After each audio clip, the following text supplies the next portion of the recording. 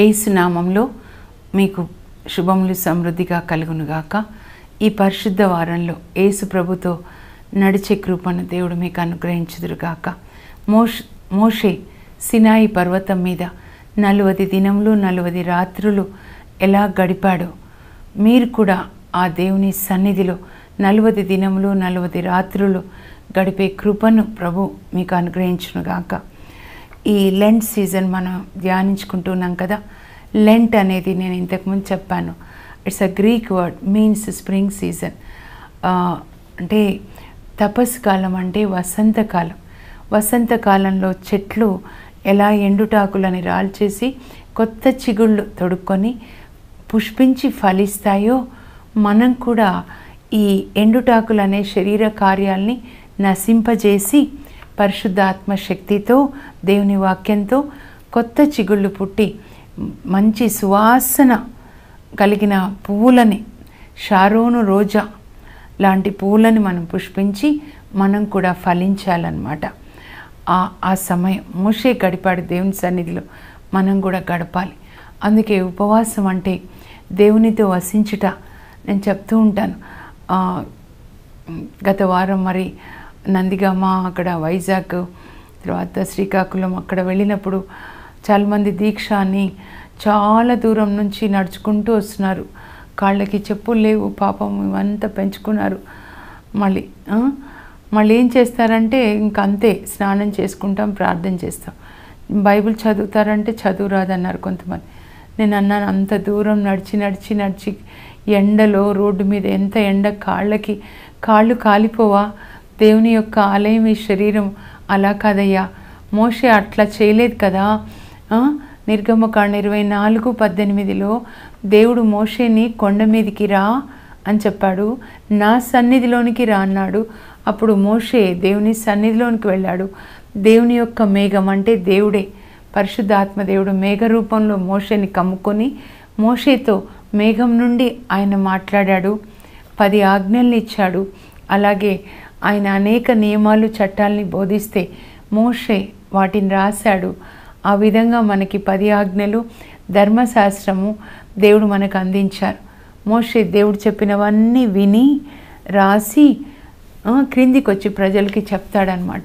ప్రభు మోషేతో ఏమంటారంటే, నేను చెప్పినవన్నీ కూడా నీవు రాసి లిఖించి, అంటే వినాలి కదా, విని రాసి క్రిందికి వెళ్ళి ప్రజలకి బోధించి ఈ ఆజ్ఞలన్నీ వారు పాటించినట్లుగా వారికి బోధించు.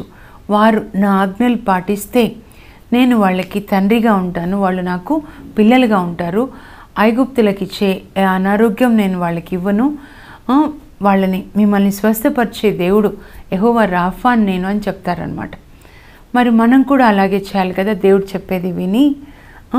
ఇప్పుడైతే బైబిల్ మనకుంది, దాన్ని చదివి అప్పుడు దాన్ని పాటించాలన్నమాట. దేవుడు మనతో వాక్యం ద్వారా మాట్లాడుతూ ఉన్నారు. అందుకే మీరు కొంచెం చదివినప్పుడు, ఇప్పుడు మనం బెతానియాలో అభిషేకం చదవబోతున్నాం. ఉదాహరణకి మార్కు సువార్త 14వ అధ్యాయంలో 1 నుంచి 10 వరకు తీసుకుందాం. అప్పుడు ఈ వాక్యం ద్వారా ప్రభు నాకేం బోధిస్తున్నారు అని చదవాలి. అక్కడ మరియా యేసు ప్రభుని అభిషేకిస్తుంది. ఇప్పుడు నీవే ఆ మరియా అన్నమాట. కొంచెం చదివి ప్రభు నాతో ఏం మాట్లాడుతున్నారు, ఏం చెప్తున్నారు, నేనేం చేయాలని చెప్తున్నారు, అలా పర్సనలైజ్ చేసుకొని దాన్ని మనం పాటించాలన్నమాట. అప్పుడు మనం దేవుని యొక్క దీవెనలు పొందుతాం. ఈ 40 దినాలు నా ప్రార్థన ఏంటంటే, మీరు 40 పుస్తకాలని కంప్లీట్ చేస్తే ఎంత బాగుంటుంది. ఈ 4 సువార్తల్లో మీరు అభిషేకం, బెతానియాలో అభిషేకము మార్కు 14లో ఉంటుంది. ఈ బెతానియాలో అభిషేకము మార్కులో 14వ అధ్యాయంలో 3 నుంచి 9 వరకు ఉంటుంది. అలాగే యోహాను సువార్తలో 12వ అధ్యాయంలో 1 నుంచి మరి 10 వరకు ఉంటుంది.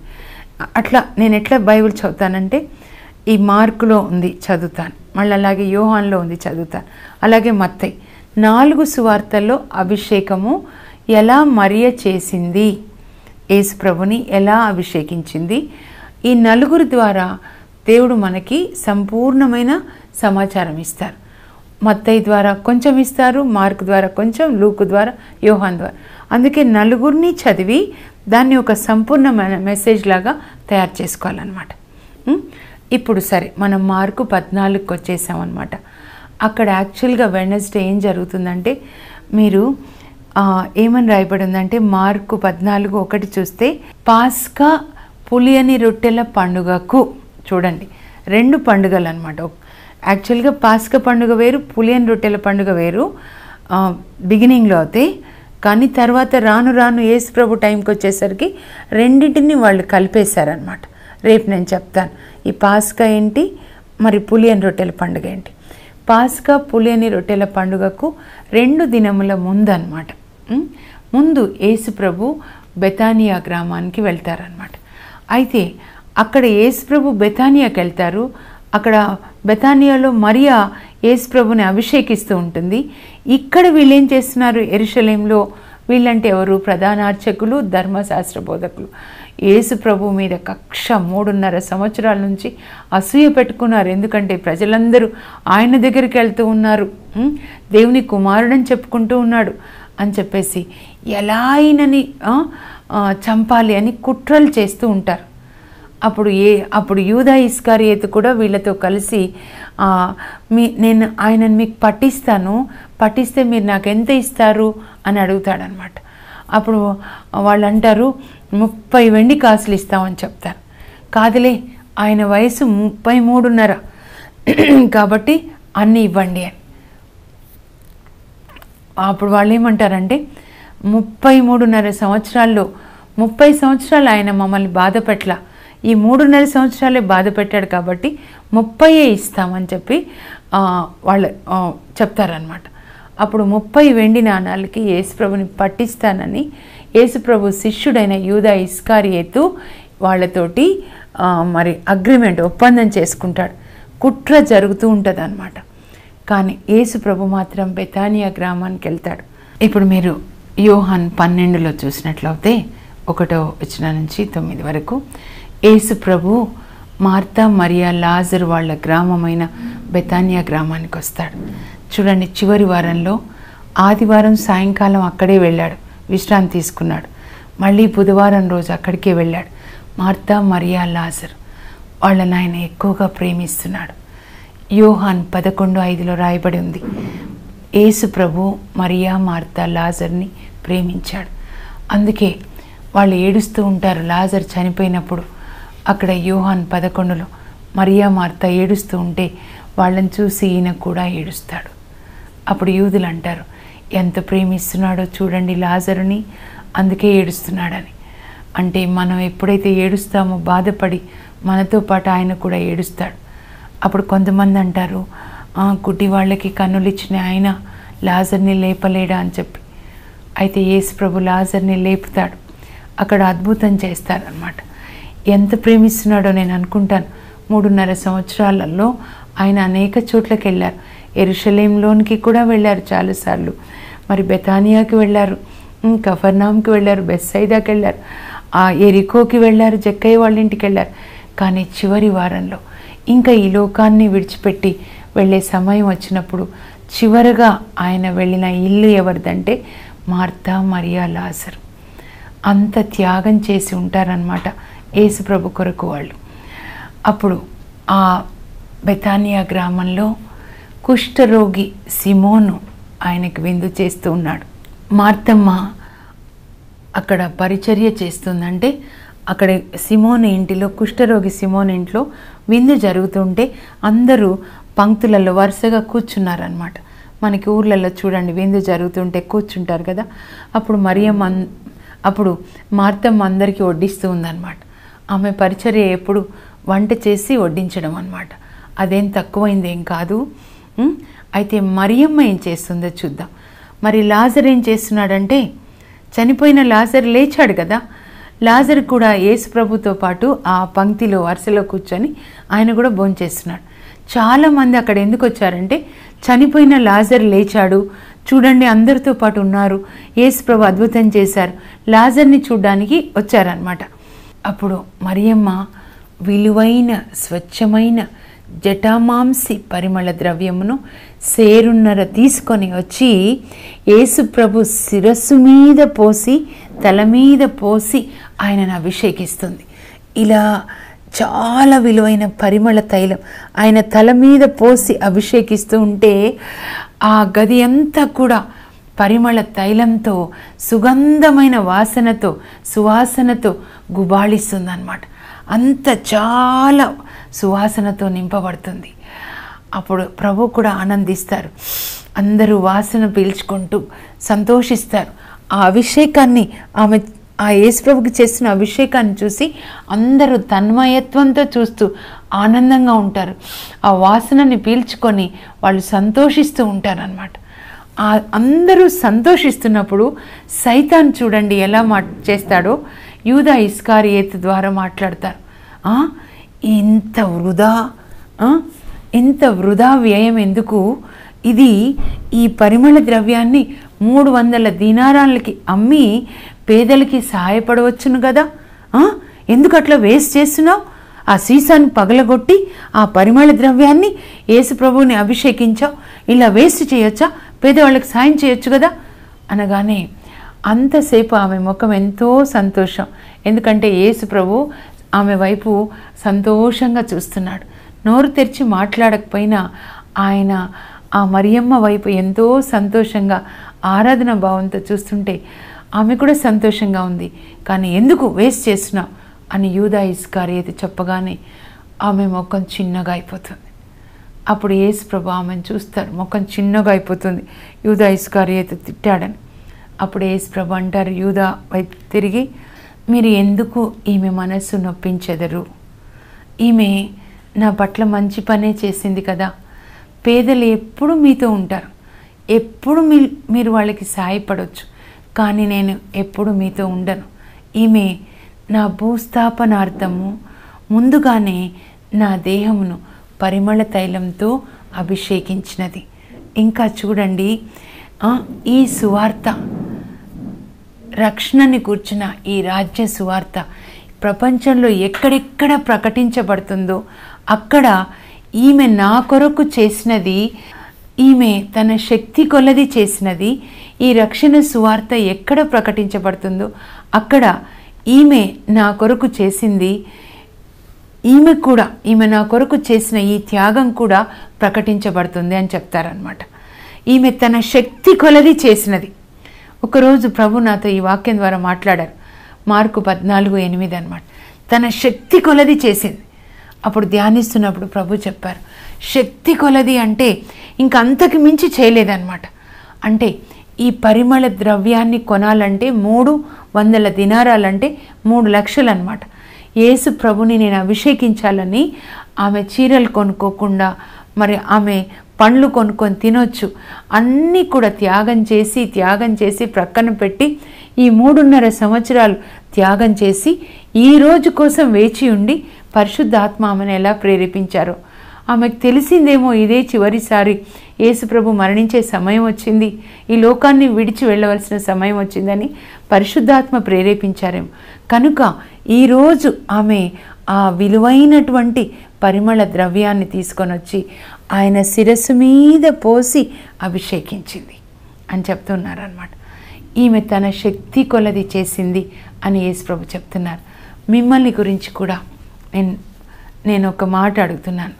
యేసుప్రభు మేఘాల్లో వచ్చినప్పుడు, లేదా ముందే మనం ప్రభు దగ్గరికి వెళ్తే యేసుప్రభు తండ్రి కుడి ప్రక్కన ఉంటారు కదా పరలోకంలో, మిమ్మల్ని పరిచయం చేసేటప్పుడు, నాన్న ఈమె తన శక్తి కొలది నా రాజ్యం కొరకు పనిచేసింది నాన్న, మన రాజ్యం కొరకు పనిచేసింది నాన్న, ఈ సోదరుడు, ఈ కుమారుడు, మన కుమారుడు ఆయన శక్తి కొలది మన కొరకు పనిచేశాడు, మన రాజ్యం స్థాపించడానికి భూలోకంలో తన శక్తి కొలది పనిచేశాడు నాన్న అని యేసు ప్రభు తండ్రికి నీ గురించి చెప్తాడా?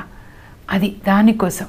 ఎవరైనా యేసు ప్రభుని ప్రేమిస్తే వాళ్ళు ప్రభు కోసం రిస్క్ తీసుకుంటారు. ఇది ఎప్పుడు మీరు జ్ఞాపకం పెట్టుకోనండి. ఊరికే మేము ప్రార్థించుకుంటున్నాము, ధ్యానించుకుంటున్నాము, శిలువ మార్గం ధ్యానించుకుంటే సరిపోదు, పని వాళ్ళు కావాలి. యేసు ప్రభు ప్రార్థన చేసింది 2 అంశాలు మీరు చూడండి. తండ్రి 9వ అధ్యాయం మత్తయి సువార్త చివరిలో చేస్తాడు, తండ్రి ఇదిగో పంట ఎక్కువగా ఉంది, పనివాళ్ళు కావాలి అని వాళ్ళకి శిష్యులకు చెప్తూ ప్రజలకి చెప్తాడు. పని వాళ్ళని పంపమని కోత పంట యజమాని అడగండి, కోత వాళ్ళని పంపమని పంట యజమానుని అడగండి. అంటే సేవ చేసేవాళ్ళు. ఇంకొకసారి శిష్యులతో లూకాసు వార్త 11:13 చెప్తాడు, మీరు ఇలా ప్రార్థించండి, పరలోకమందున్న మా తండ్రి అని ప్రార్థించండి అని చెప్పి పరిశుద్ధాత్మ కోసం మీరు ప్రార్థించండి. పరిశుద్ధాత్మ కావాలి, సేవ కావాలి. సేవకులు పరిశుద్ధాత్మని పొందకుండా సేవ చేయలేరు, చేస్తే కూడా ఫలితం ఉండదన్నమాట. మిమ్మల్ని నేను ఒక ప్రశ్న అడుగుతున్నా, ఎప్పుడైనా యేసు ప్రభు సేవ చేశారా? దైవ సేవకులకి మీరు సహాయంగా ఉన్నారా? యేసు ప్రభు బెతానియా గ్రామానికి ఎందుకు వెళ్తున్నాడు? చివరి రోజు బెతానియాలో ఎంతో సువార్త జరిగింది. ఇప్పటికి కూడా వాళ్ళ ఇల్లు అక్కడ సెయింట్ లాజరస్ చర్చిగా ఉంది బెతానియాలో. ఖాళీ సమాధులు ప్రపంచంలో రెండే, ఒకటి యేసు ప్రభు సమాధి, ఇంకొకటి లాజర్ సమాధి. అంత గొప్పగా యేసు ప్రభు బెతానియాకు వస్తుండగానే మరియా, మార్తా, లాజరు వాళ్ళని ఆహ్వానించారంట. లూకా 10:38 ఉంటుంది. బెతానియాలో ఎంతోమంది ఉన్నారు, కానీ వీళ్ళు మాత్రం ఆహ్వానించి నేను అనుకుంటా మరియమ్మ కుర్చీలేస్తుంది, లాజర్ వెళ్ళి అందరిని పిలుస్తాడు, జీసస్ వచ్చారు రండి రండి అని. ఇంకా మరియమ్మ ఏం చేయదు, ఆయన పాదాల దగ్గర కూర్చొని వింటూ ఉంటుంది. మార్తమ్మ మాత్రం పాపం వీళ్ళ కోసం భోజనం, యేసు ప్రభుకి శిష్యులకి వచ్చిన వాళ్ళందరికీ భోజనాలు అన్నమాట. అంటే అందరికంటే ఎక్కువ త్యాగం చేశారు. నిజానికి ఆలోచిస్తే వాళ్ళ అమ్మ నాన్న లేరు, మరి మార్తమ్మ, మరియమ్మ, లాజరు ఒక దగ్గర ఉన్నారు, పెళ్ళి కాలేదా? తల్లిదండ్రులు లేరు, కానీ వాళ్ళ ఇంటిని, ఆస్తిని, వాళ్ళ జీవితాలని యేసు ప్రభు కోసం వాళ్ళు బలిగా అర్పించారు. అలా రిస్క్ తీసుకునే వాళ్ళ కోసం ప్రభు చూస్తున్నారు. సేవ కోసం ఎప్పుడైనా మీరు కొంత రిస్క్ తీసుకుంటారా? తీసుకొని చూడండి, ప్రభు మీకు చాలా చాలా మేలు చేస్తారు. ముఖ్యంగా దేవుని సేవ చేసే వాళ్ళ కొరకు మీరు నిలబడ్డారంటే ప్రభు మీకు ఎన్నో అభిషేకాలు, ఎన్నో మేలు చేస్తారు. ఏలియా ప్రవక్తకి ఆతిథ్యం ఇస్తుంది సారెఫత్ విధవరాలు. అక్కడ రోజు పిండి పెరుగుతూ ఉంది, నూనె పెరుగుతూ ఉంది. చనిపోయిన తన కుమారుణ్ణి దేవుడు ఏలియా ద్వారా బ్రతికిస్తారు. ప్రపంచంలో ఎవరికీ చేయని అద్భుతం అక్కడ సారెఫత్ విధవరాలు ఇంట్లో ప్రభు చేస్తారు.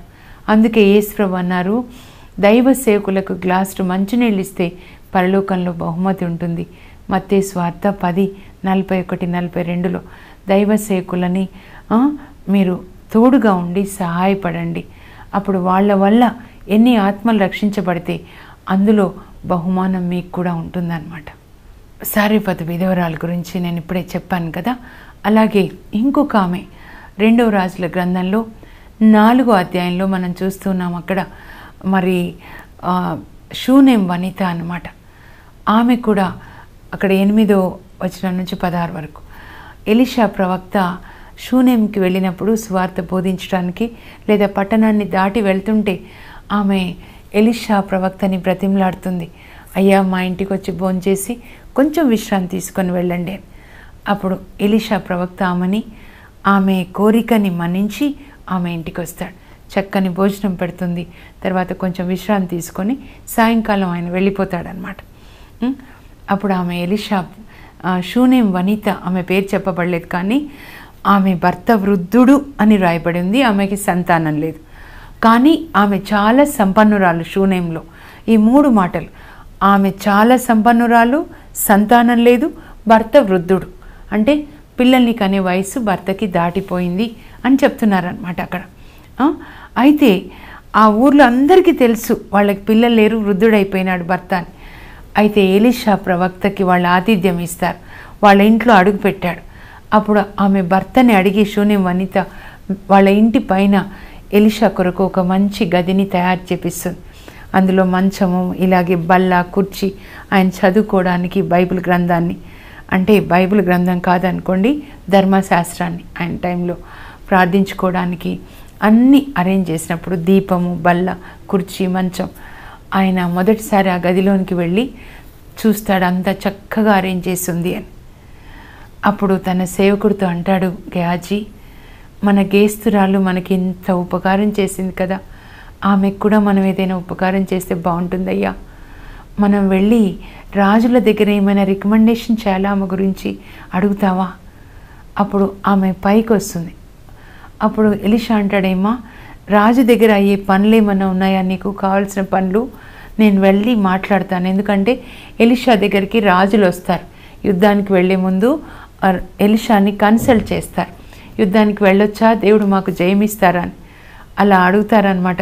యెహోషాఫాతు కానీ అహబ్ రాజు వీళ్ళందరూ కూడా ఏమన్నా అడగాల, ఏమన్నా పని ఉందా అమ్మ అంటే, ఏం లేదు, నా అవసరాలన్నీ మా బంధువులు చూసుకుంటారు, మాకు రాజు దగ్గర రికమెండేషన్ ఏం లేదని. ఏం సాయం చేద్దామా అని అనుకుంటుంటే గెహాజీ ఉన్నట్టుండి అంటాడు, ఒక మంచి మాట అంటాడు, ఆయా గురువుగారు అమ్మగారికి సంతానం లేదు.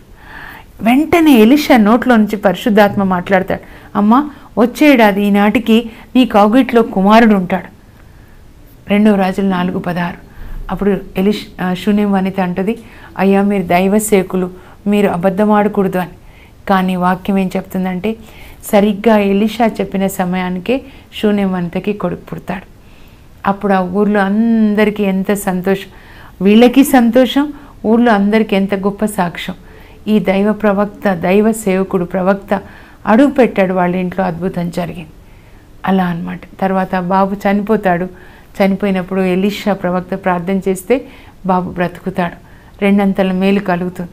తర్వాత ఎలీషా చెప్తాడు ఆమెతో, అప్పటికి ఆమె భర్త చనిపోతాడు. కొన్ని రోజుల తర్వాత బాబు మళ్ళీ బ్రతికిన తర్వాత అన్నమాట ఎలీషా చెప్తాడు, అమ్మా అంటే అలా సువార్త బోధించుతూ వెళ్తూ షూనేం వచ్చినప్పుడు అక్కడ భోంచేసి మళ్ళీ వెళ్తాడనమాట. అంటాడమ్మా ఇక్కడ 7 సంవత్సరాలు కరువు రాబోతుంది, కనుక ఈ షూనేం వదిలి మళ్ళీ ఫిలిస్తీయ దేశానికి వలస వెళ్ళు, 7 సంవత్సరాల కరువు తర్వాత తిరిగి రావచ్చని. అప్పుడు ఎలీషా చెప్పినట్లే కరువు వస్తే ఆమె ఫిలిస్తీయ దేశానికి వెళ్తుంది బాబుని తీసుకొని. మళ్ళీ కరువు అయిపోయిన తర్వాత తిరిగి వస్తుంది. వచ్చినప్పటికీ ఆమె రాజు దగ్గరికి వెళ్తుందనమాట. ఎందుకంటే ఇంటికి వెళ్ళి చూస్తే ఇల్లు పొలం అంతా అన్యులు ఆక్రమించుకున్నారు, వేరే వాళ్ళు ఆక్రమించుకున్నారు. ఎందుకంటే విధవరాలు 7 సంవత్సరాలు లేదు కాబట్టి. అప్పుడు రాజు దగ్గరికి వెళ్తుందనమాట, నా పొలము ఇల్లు నాది, నాకు ఇప్పించండి అని అడగడానికి వెళ్ళేసరికి రాజు దగ్గర ఎవరు ఉంటారు తెలుసా, ఈ ఎలీషా ప్రవక్త యొక్క సేవకుడు గెహాజీ ఉంటాడనమాట. ఎలీషా ప్రవక్త అప్పటికే చనిపోయి ఉంటాడు, మరణించి ఉంటాడు. ఈ గెహాజీ ఏం చెప్తున్నాడంటే రాజుగారి దగ్గర, మహారాజా మా గురువుగారు ఎంత గొప్పవాళ్ళు అనుకున్నారు తెలుసా, చనిపోయిన అబ్బాయిని లేపాడు, ఆయన ప్రార్థన చేస్తే ఒక ఆమెకి గొడ్రాలు కొడుకు పుడతాడు, ఆ బాబు చనిపోతాడు, మళ్ళీ ప్రార్థన చేస్తే మళ్ళీ బ్రతుకుతాడు. ఇంకా ఒక విధవరాలు వస్తే కుండలో కొంచెమే నూనె ఉందంటే ఆ నూనె ఖాళీ కుండలో పోయమంటే పోస్తే ఆ నూనె పెరుగుతూ ఉంటుంది. ఒకసారి గొడ్డల నీళ్ళలో పడితే చెట్టు కొమ్మ విరిసేస్తే గొడ్డలి పైకి తేలుతుంది. ఒకసారి విషమెక్కిన పులుసులో కొంచెం పిండి వేస్తే పిండి మంచిగా అవుతుంది. ఒకసారి నాకే మా గురువుగారికి ఎవరో 20 రొట్టెలు తీసుకొని వచ్చి ఇస్తారు, మా గురువుగారు నాకిచ్చి ఇవందరికీ పంచిపెట్టు నా శిష్యులకు అంటారు.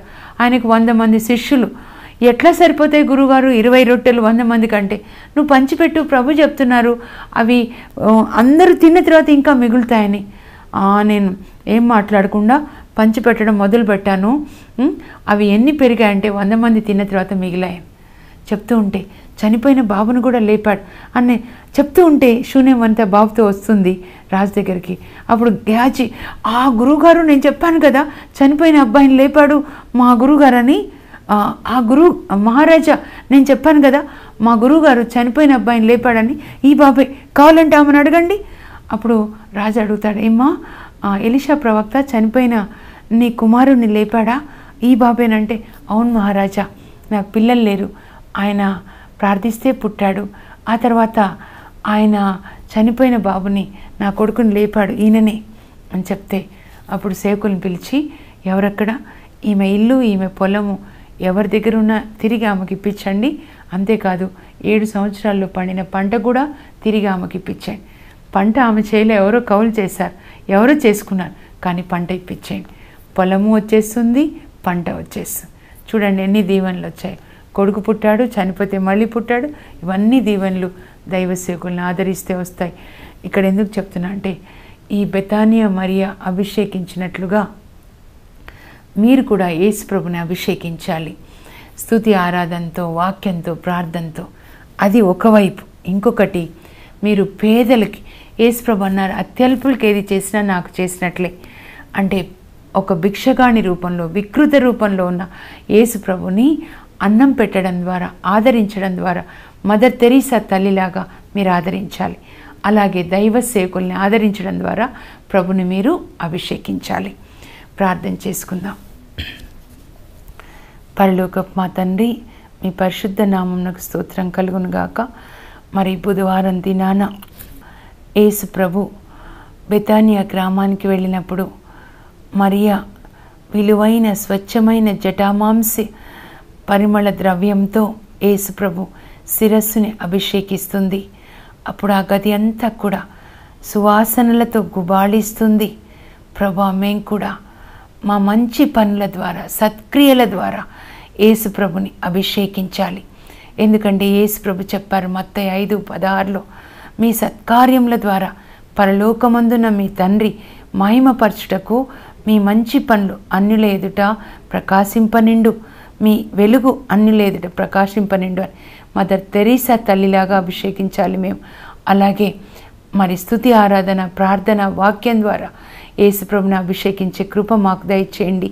అలాగే దైవ సేవకులని ఆదరించే కృప కూడా మాకు దయచేయండి. ఆ విధంగా యేసయ్య మీతో పాటు బెతానియా గ్రామానికి వచ్చి నేనే ఒక మరియలాగా మిమ్మల్ని అభిషేకించే కృప దయచేయండి. యేసు నామంలో అడుగుచున్నాం తండ్రి, ఆమెన్. ఇప్పుడు మీరే ఆ బెతానియా మరియలాగా యేసు ప్రభుని మీరు అభిషేకించండి. అలాగే మార్త లాగా పేదవాళ్ళకి భోజనాన్ని పెట్టండి. దేవుని కృప మీకు తోడేండునుగాక. రేపటి దినాన గురువారం పాస్కా పండుగ ధ్యానించుకుందాం. For more information, please contact us. Our address, Mrs. Jacinta Rani, 214 Pavani Estates, near St. Anthony's High School, Himayat Nagar, Street number 8, Hyderabad 29. మీకు ఏదైనా ప్రార్థన అవసరతలు ఉన్నా మమ్మల్ని సంప్రదించగలరు. మా ఫోన్ నంబర్స్